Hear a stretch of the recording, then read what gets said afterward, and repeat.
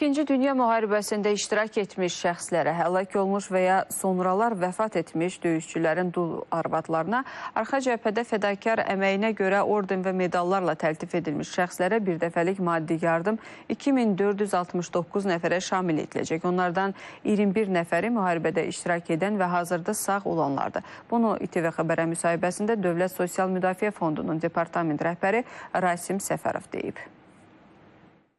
İkinci Dünya Müharibəsində qələbənin 80-ci il dönümü ilə əlaqədar həmin müharibənin iştirakçılarına 2500 manat məbləğində birdəfəlik maddi yardım veriləcək.